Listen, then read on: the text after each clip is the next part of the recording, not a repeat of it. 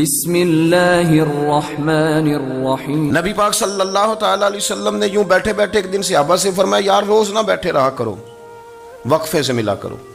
کچھ لوگ زیادہ ساتھ رہنے لگتے ہیں تو ادب نہیں نہ رہتا، ان کو احساس نہیں ہوتا کہ میں کیا کر رہا ہوں۔ تو نبی کریم صلی اللہ تعالیٰ علیہ وسلم نے صحابہ کے مجمع پہ نظر ڈال کے فرمایا، حضور فرمانے لگے روز نہ ملا کرو، وقفے سے ملنے سے محبت بڑھتی ہے۔ حضرت صدیق اکبر بھی مجمع میں بیٹھے تھے، وہ بھی 3 نمازوں میں نہ آئے تو پیچھے ہی نماز پڑھ کے چلے گئے۔ ایک روایت ہے عصر مغرب عشاء، اور دوسری جگہ لکھا کہ نہیں ظہر عصر مغرب تھی، پیچھے نماز پڑھی چلے گئے، پھر عصر پڑھی چلے گئے، پھر مغرب پڑھی، اور حضور نے زور کے بعد حضرت انس بن مالک سے پوچھا ابو بکر نہیں آئے؟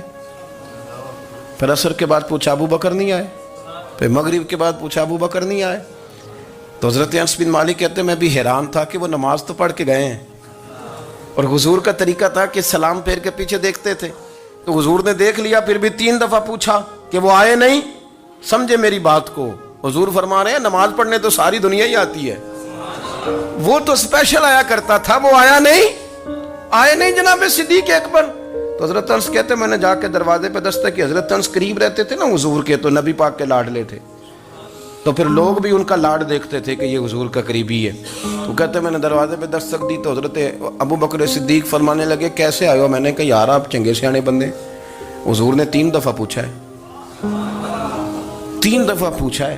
تو حضرت سیدنا ابو بکر صدیق دوڑے آئے، حضور حکم ہو؟ تو نبی کریم نے فرمایا یار سارا دن تو نظر ہی نہیں آیا، تو کدھر تھا تو؟ سارا دن ملا ہی نہیں۔ اللہ کرے آپ کے اس جملے کے حسن کی سمجھ آئے۔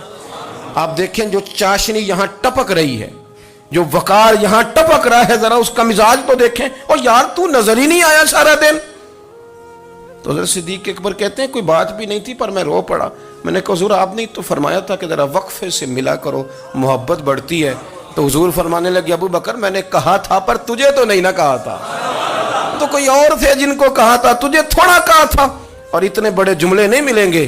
رسول کریم فرمانے لگے تو یہیں رہا کر، تو رہتا ہے تو میرا دل لگا رہتا ہے، یہیں رہا کر، میرے پاس رہا، تو نہ جایا کر یار، تو ادھر ہی رہا۔ اور پھر فرماتے ہیں میں نے جس کے سامنے دین پیش کیا اس نے دلیل مانگی، وہ بھی کوئی اپنا ہے جو اپنوں سے دلیلیں مانگے، وضاحتیں مانگے، یہ کیسے تھا تو وہ کیسے تھا، تو یہ چیز کدھر سے آئی تو وہ کدھر گئی۔ آپ اپنوں سے دلیلیں مانگ رہے ہیں، آپ اپنوں سے اپنوں کو کٹہروں میں کھڑا کیا۔ حضور یہ نہیں فرماتے کہ دلیل تھی کوئی نہیں، فرمایا جس نے مانگی میں نے دی دلیل، اور لوگ دلیل دیکھ کے مسلمان ہوئے۔ حضور فرماتے ہیں لوگوں سنو یہ میرا ابو بکر ہے، میں نے اسے کہا کلمہ پڑھ لے، اس نے دلیل ہی کوئی نہیں مانگی، فوراً ہی کلمہ پڑھ کے مسلمان۔ یہ احساس ہے، یہاں تو تھک گئے لوگ اپنوں کو دلیلیں دیتے، وہ جی ویسے کیسے تھا، تو ایک بندہ یہ کہہ رہا تھا تو دوسرا کہنے دے جو دنیا کہتی ہے، تو اپنی بات کر، تو بتا تو کیا کہتا ہے، اپنی رائے بیان کر، تیرا نظریہ کیا ہے، تیرا ذوق کیا، تو چھوڑ لوگ کیا کہتے ہیں، اپنی بات کر۔